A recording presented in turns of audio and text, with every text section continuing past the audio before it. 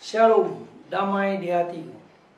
Kembali berjumpa dengan saya Pendeta Jonathan F. Propulalan pada hari Minggu tanggal 27 Agustus tahun 2023. Mari kita minta pertolongan Roh Kudus untuk pembacaan dan pemberitaan firman Allah. Mari berdoa.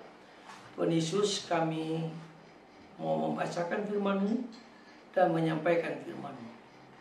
Itulah sebabnya hamba membutuhkan urapan Roh Kudus, supaya firman Allah yang disampaikan sungguh-sungguh menjadi berkat bagi semua pendengar yang akan mendengarkan firman Tuhan ini. Urapi kami semua dengan kuat kuasa Roh-Mu yang kudus. Dalam nama Yesus kami berdoa. Amin. Mari kita baca firman Tuhan yang diambil dari Filipi 1 ayat yang ke-21. Firman Tuhan berkata begini, "Karena bagiku hidup adalah Kristus dan mati adalah keuntungan." Demikianlah firman Allah yang berbagi kita membaca, mendengar, dan melakukan firman Tuhan. Tema kita hari ini yaitu mati bagi Kristus. Nah, saudara-saudara yang saya kasih dalam Tuhan Kristus, kata mati merupakan kata yang sangat ditakuti oleh banyak orang di dunia ini. Pada umumnya mati berarti meninggal dunia. Nah, mati berhubungan dengan hidup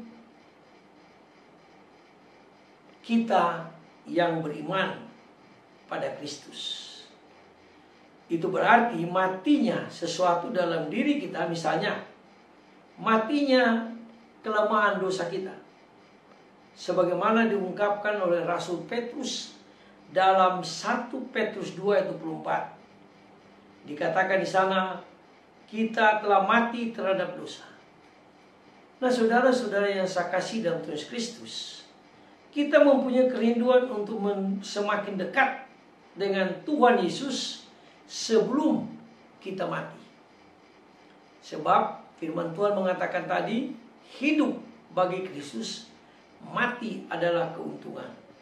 Nah, saudara-saudara yang saya kasih dalam Tuhan Kristus, untuk menjadi dekat dengan Tuhan kita Yesus Kristus, kita harus mematikan hal-hal yang bersifat duniawi atau hal-hal yang bersifat kedagingan.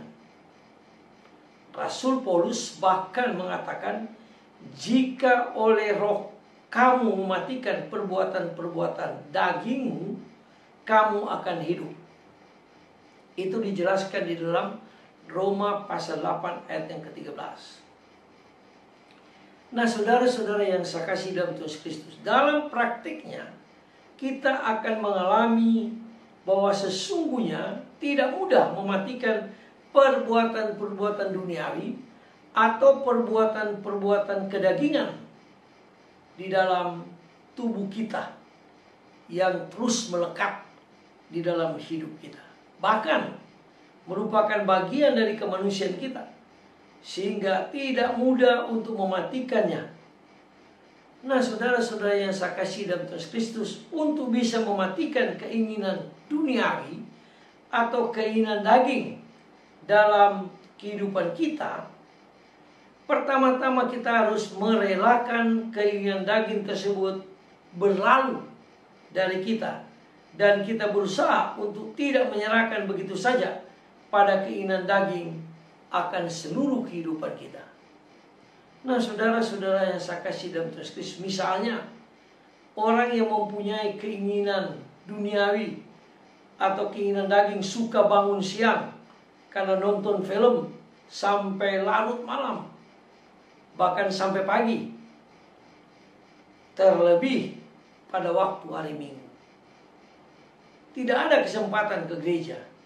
Dia harus merelakan waktu nontonnya untuk dikurangi, bahkan dihilangi, kalau mau dia makin dekat dengan Tuhan Yesus. Dengan kata lain, dia rela kehilangan film yang menarik dan memaksa dirinya untuk tidak nonton film tersebut. Atau keinginan-keinginan duniawi yang lain, misalnya mabuk, merokok, berjudi, dan sebagainya.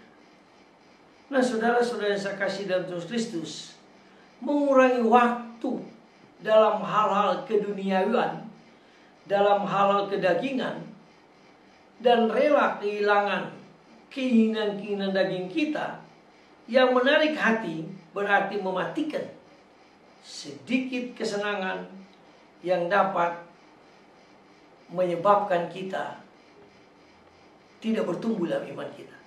Tapi kalau kita rela mematikan keinginan daging kita atau keinginan duniawi kita, maka kita akan mengalami pertumbuhan iman yang luar biasa. Karena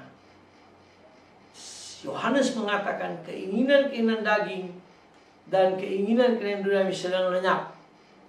Tapi keinginan yang dipimpin oleh Tuhan, yaitu bersekutu dengan Tuhan, dekat dengan Tuhan, dan terus datang ke gereja, maka itu tidak akan berlalu sampai selama-lamanya. Nah, itulah sebabnya marilah kita sebagai anak-anak Tuhan yang baik, kita berani mematikan keinginan daging kita atau keinginan duniawi kita, dan kita serahkan hidup kita kepada Tuhan Yesus. Semoga firman Allah hari ini dapat menguatkan iman kita dan mempertumbuhkan iman kita. Mari berdoa. Tuhan Yesus, tolong kami Tuhan supaya Roh Kudus menolong kami supaya kami dapat mematikan keinginan duniawi atau keinginan daging dalam hidup kita, supaya kami semua Tuhan diberkati Tuhan dan bertumbuh iman kami ke arah kedewasaan yang Tuhan Yesus kehendaki. Ampuni dosa kami Tuhan jika kalau kami masih hidup dalam kedagingan atau keinginan daging. Dalam kasih dan pengampunan Kristus kami berdoa dan bersyukur. Amin. Terpujilah Kristus, sampai kita berjumpa di kesempatan yang lain.